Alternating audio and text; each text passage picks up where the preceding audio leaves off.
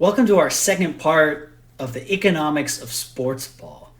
And this first part, I explained how the government on the federal, state, and local level heavily subsidizes college and professional sports well beyond their impact on the economy or on net tax receipts for the communities.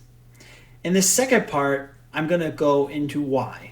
Why has our society decided that we should have public resources being heavily invested into a private industry that is a relatively inconsequential portion of the economy?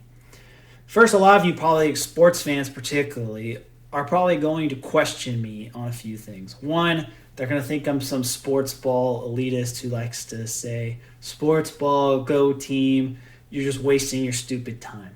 Well, I am somebody who has liked sports. I watched probably way too much sports from the ages of, say, 14 to 25, and I still casually follow basketball and baseball. The one only appointment viewing sports left I have is the NCAA tournament in March, but nonetheless, I still tangentially follow football, college on the collegiate level, basketball, and baseball, and the Olympics. But when it comes to the second criticism I'm going to get is, why do you say that sports is such a small part of the economy? Like, look at, you've seen all these numbers of multi-billion-dollar TV deals for the NBA and the NFL and the major college conferences. And what about all these expensive stadiums being constructed? And what about all the people who go to games? Like, why isn't that a large impact on the economy? But let's go through the numbers. If you add up the revenue of the big five professional sports leagues in the US, NFL is the biggest, $18 billion. MLB, $11.3 billion. NBA, $9.9 billion. NHL, a little bit over $6 billion, and MLS, $1.85 billion. And those combined are about $47 billion. And if you look at college sports, if you count ticket sales, revenue from TV, and merchandise, that's about 4 to 6 billion. So if you add them all up together, it's about $53 billion for all revenue related to the big five professional sports leagues in the US, plus college. And if you want to throw in all the individual sports like tennis and golf and everything else, it might be another $2 billion. So we're at $55 billion. That is a little bit less than 0.2% of U.S. GDP. By comparison, an industry that people think is relatively small now, which is farming, is well over 1% of GDP. The financial services industry is about 20% of GDP if you include real estate, about 15% if you exclude it. And then you have healthcare, which is 17%, just for some context. And then let's add all the betting, like the amount of revenue generated from sports betting in the United States total is $11 billion. But that's just the fee that the bookmakers take. If you gross bets, like in terms of volume, that's closer to $110 billion. So if you add that to the previous figure, the amount of GDP dedicated to sports or gambling on sports is about 0.5%. It's a bit bigger, but it's still relatively inconsequential. So the point really is, for an industry that is such a small amount of the economy, why to buy stadiums and build subsidize construction of stadiums where the leases the city get will not cover the cost, especially if you factor in interest payments on bonds and inflation. And on top of that, why do you provide antitrust protection? In my opinion, a political question more than an economic question. Because the numbers don't make sense from a financial point of view, but the political power of sports is very heavily underrated. First, the main thing that sports do is they provide an outlet for tribalism and unkept energy of young men.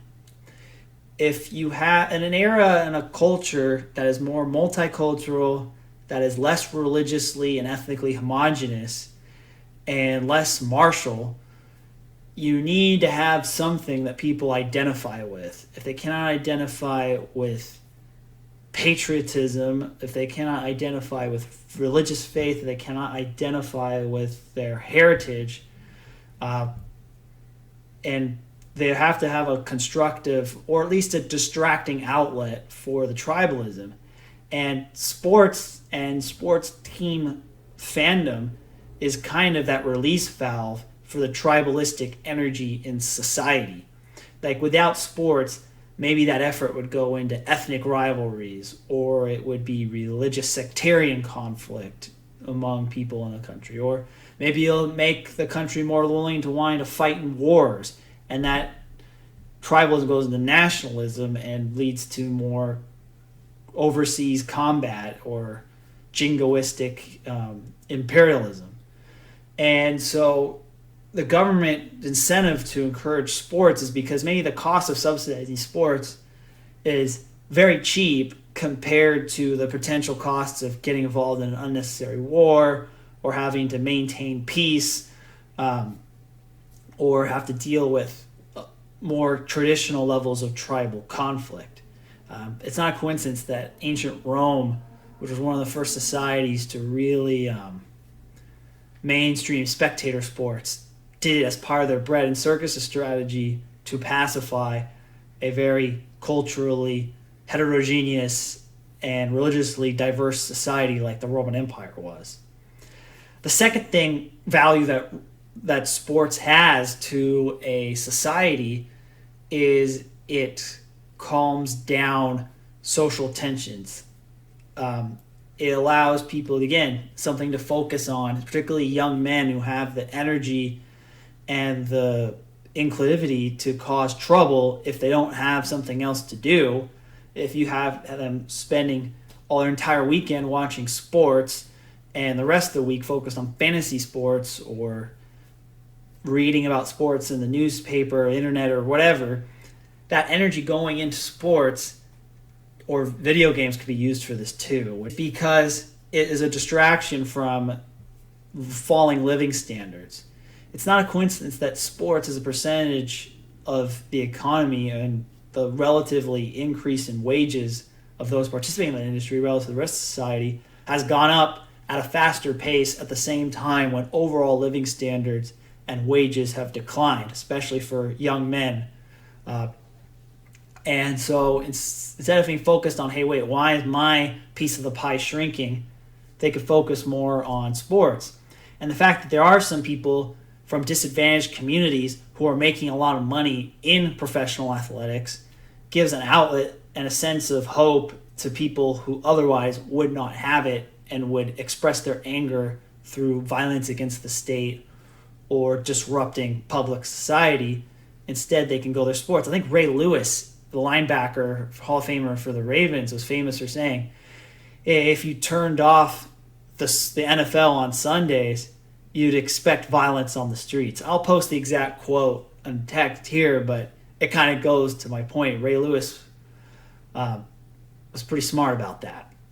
The next thing that you can argue for the reason of subsidizing sports is its power as a social signal and its ability to get a message out in a way that is both covert and more effective than direct marketing. So I don't think it's a coincidence that the military and the national anthem is displayed at every sports, and you see the fighter jets fly over at these events. Or that a lot of social causes, and I'm not going to get into this because I don't want this to get political, have been pushed through sports, and professional athletes have been cited as the example of people to push the society to embrace certain social beliefs.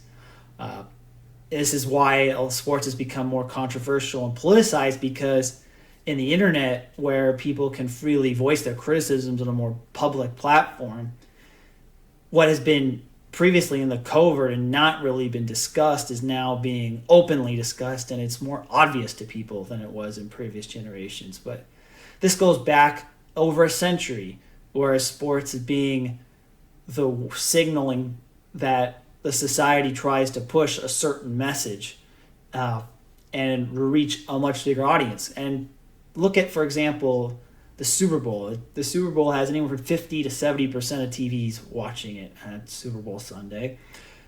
Based on the spike in television viewership on Saturdays and Sundays during football season, sports account for at least 15% of total television hours watched, if not greater.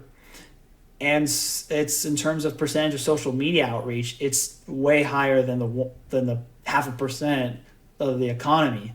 So for a relatively little amount of money spent, sports has much more reach and can shape the culture in a way that is more direct and more subtle and actually get results than you trying to directly push it through political ads or through the iron fist of the state. And so those are the reasons, and they're kind of in a Girardian mimetic sense that sports is used as a means of very cost-effective social control. This is going to get a little bit off topic compared to my usual videos, but it's just, I think, it's something probably that a lot of financial people think about, is that why is a relatively small industry where the media companies who pay for these deals tend not to make profits off of it, and these stadiums that are constructed tend to never really pay back in terms of ROI for the taxpayers who subsidize them. Why is this treated like a sacred cow? And I think the reasons I mentioned in terms of its influence on social trends and values, along with its bread and circus pacifying effect, are worth a lot more than the hard dollars that you have to spend to keep it, versus if you took those away and have to deal with the social problems or the lack of social cohesion in a multicultural, multi-religious society that are harder to grip with. And that's also why that in more homogenous countries, culturally, there isn't a need to spend on sports because they don't need the sports fandom as their outlet for tribalism.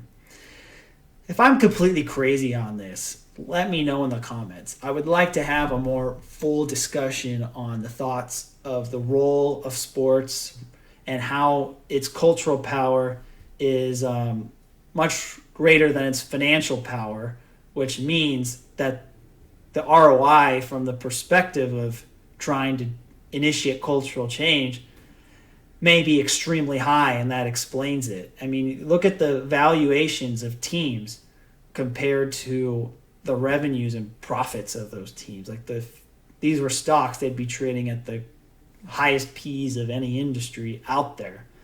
And then there could be a simpler answer to this really too. Maybe just people are sports fans and politicians have become sports fans and they just want to preserve the health of their team and keep their team in the city, and it's purely an emotional thing. I could be wrong. That could be the answer to this. But at the same time, I think there's a deeper reason, whether it's conscious or subconscious. Thanks for watching.